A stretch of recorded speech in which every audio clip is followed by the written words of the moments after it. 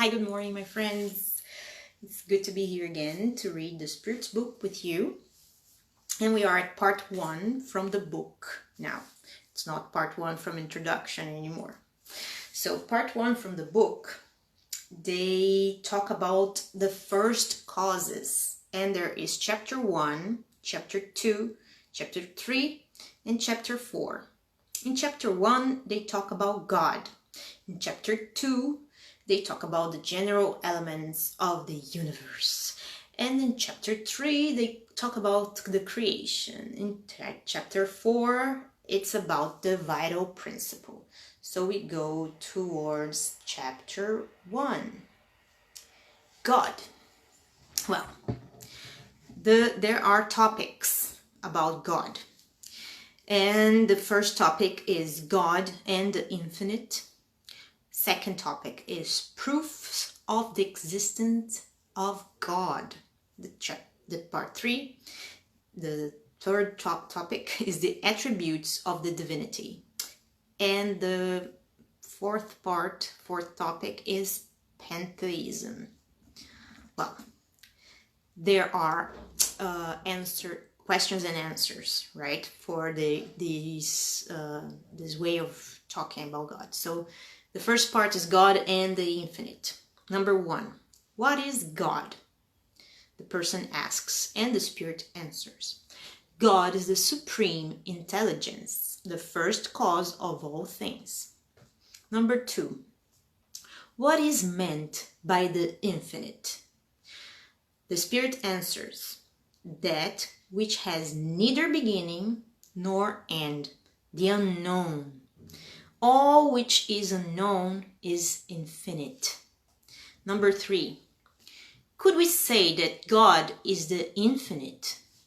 Then the answer, that would be an incomplete definition. Human speech is too impoverished and insufficient to define that which transcends human intelligence. And under there is writing, I think, from the author. God is infinite in divine perfection, but the infinite in itself is an abstract concept. Thus, to say that God is the infinite is to replace the thing itself with one of its attributes. It is to define something that is unknown by referring to something else that is equally known. And there is a note here saying that when they say God is supreme, the supreme intelligence, the first cause of all things, they make a note saying the passages placed between quotation marks after each question are replies made by the spirits. We have distinguished by smaller type the occasional remarks and developments added by the author. That's where I said, whenever they might otherwise be confused with the Spirit's replies. When the author's remarks take up an entire section or more, ordinary type is used, since no confusion could occur by the author himself. Now, proofs of the existence of God. Number 4. Where may we find proof for the existence of God? And the Spirit answers, in an axiom you apply to all your sciences. There is no effect without a cause. If you would search for the cause of whatever it is not the work of human beings, then the reason will answer your question. And then the author says, to believe in God, we need only to behold the works of creation. The universe exists, therefore it must have a cause. To doubt God's existence would be to deny that every effect has a cause and to believe that something could have resulted from nothingness. Number 5. All human beings have within them the intuitive sentiment of God's existence. What can we conclude from this? Answer, that God exists. Otherwise, where would such a sentiment come from if it were not based on something real?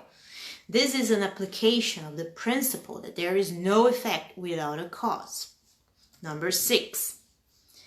Mightn't our inner sentiment about the existence of God be the result of education and the product of acquired ideas? Answer. If that were the case, why would members of your primitive cultures have this intuition?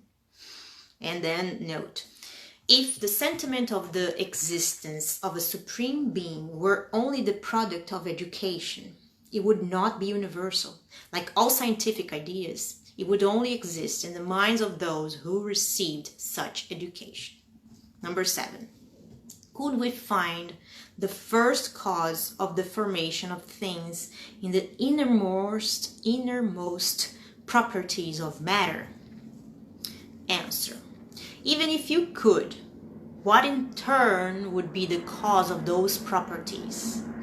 There must always be a first cause. And then note, to attribute the first information of things to the innermost properties of matter would be to mistake the effect for the cause, since such properties are themselves an effect that must have had a superior cause, a prior cause. Number 8. What about the idea that attributes the first formation of all things to an accidental combination of matter, in other words, to chance? Answer. Another absurdity. That's the answer of the Spirit. How could anyone with any common sense believe that chance is an intelligent agent? Moreover, what is chance? Nothing. So the author makes a note under it. The harmony that governs the forces of the universe reveals certain set of combinations and designs, and thus an intelligent power. To attribute the first formation of things to chance would be nonsense, because chance is blind and cannot produce intelligent results. An intelligent chance would no longer be chance. Number 9. Where may we see in the first cause a supreme intelligence, superior to all other intelligences? Answer from the Spirit. You have a proverb that says, the workman is known by his work. So look at the work and you'll find a workman. Pride is what creates disbelief. Human pride believes in nothing above itself. And that is why people think they are so powerful.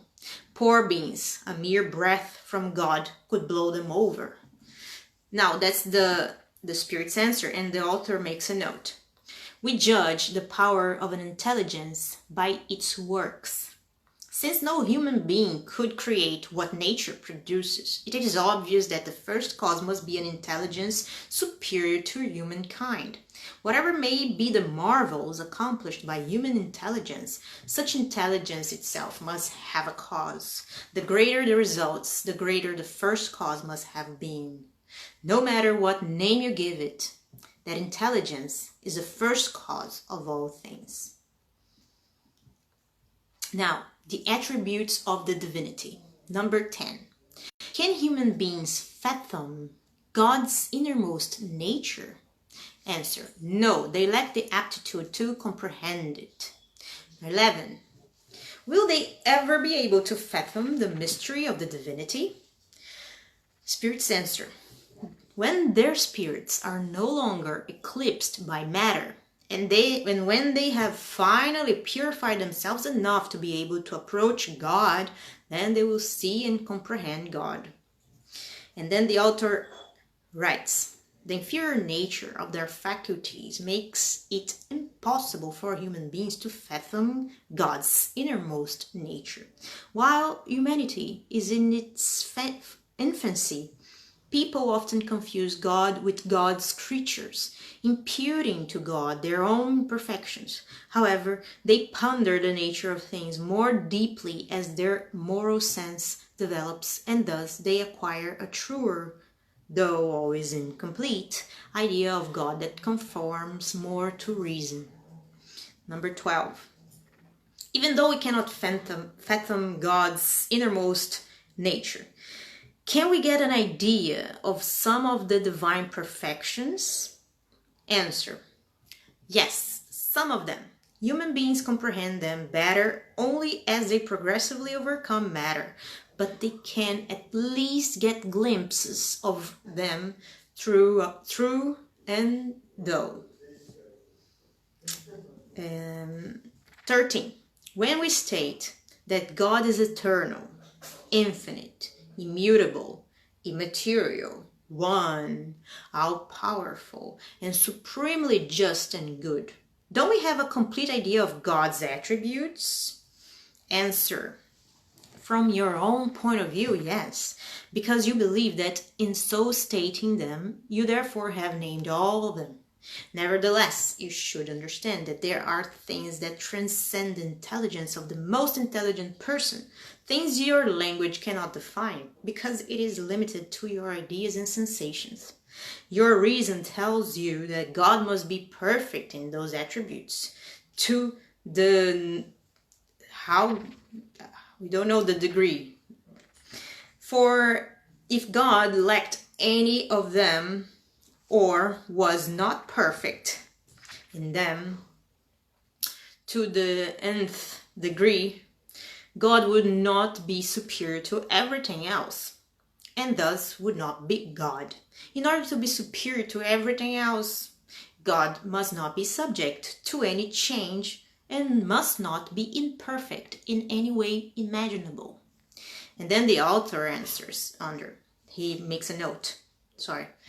God is eternal. If God had had a beginning, then either God would have had to have sprung from nothing, or would have had to have been created by a being that existed previously. Reasoning in this way, we arrive little by little at the idea of eternity and the infinite. God is immutable. If God were subject to change, then the laws that govern the universe will have no stability. God is immaterial.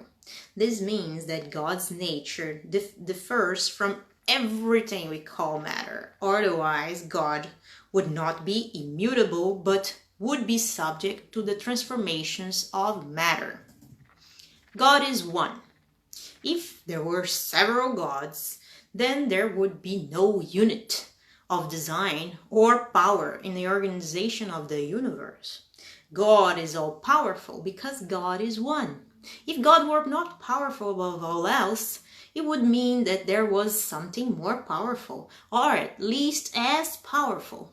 It would mean that God might not have created all things, and those that God did not create would have had to have been the work of some other God. God is supremely just and good. The providential wisdom in the divine laws is revealed in the smallest things as well as in the largest. And this wisdom makes it possible for us to doubt either God's justice or goodness. Pantheism. 14. Is God a distinct being, or, as some believe, the result of all the combined forces and intelligences of the universe? The Spirit answered, if the latter were the case, God per se would not exist, because God would be an effect and not a cause. God cannot be both, because cause and effect at the same time. You cannot doubt that God exists, and that is the point that matters. Believe me, and do not try to go any further. Do not get lost in a maze from which you will not be able to exit. Trying to go further will not make you any better. Instead, it will probably just add to your pride by leading you to imagine that you understand something when you actually understand nothing at all. Therefore, put all theories aside regarding the matter. You have much more important things to be concerned about. Beginning with yourselves, study your own imperfections in order to get rid of them. That will be far more useful to you than trying to penetrate the impenetrable. Number 15. What should we think of the opinion holding that all the bodies in nature, all the beings and globes in the universe are components of the divinity, and take all together and taken all together comprise the divinity itself. In other words, the pantheistic doctrine. Answer from the spirits. Since humans are unable to make themselves God, they would like to at least be a part of God. Number 16. Adherents of this theory claim that it demonstrates some of God's attributes, since there are an infinite number of worlds, then God is infinite. Since a void of or absolute nothingness is nowhere, then God is everywhere. God being everywhere because everything is an integral component of God. God infuses all the phenomena of nature with God's intelligence. What can refute this viewpoint? Then the Spirit answers. Reason. Reflect on it carefully, and you will have no difficulty in seeing how absurd it is. And then the author makes a note.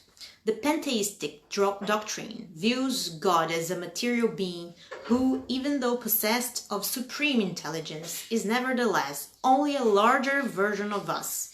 Furthermore, since matter is continually changing, then God would have no stability and will be subject to all the changes and all the needs of humanity. God would thus lack one of the essential attributes of the divinity, immutability.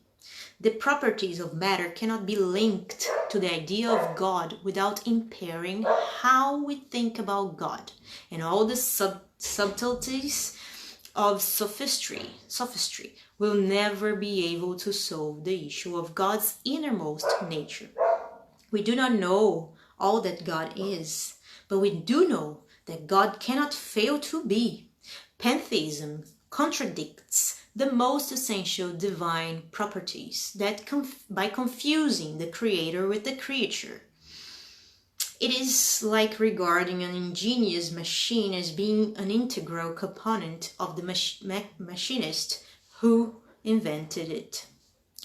God's intelligence is revealed in God's works, just like an artist's is revealed in his or her paintings. But God's works are no more actually God than the painting is the artists who conceived and painted it. Well, guys, this was the part 1, and I hope you guys have the chapter 1, and I hope you guys have liked. Next time we go to chapter 2. So I hope you have a great day. God bless you all. Big kiss, and see you next time.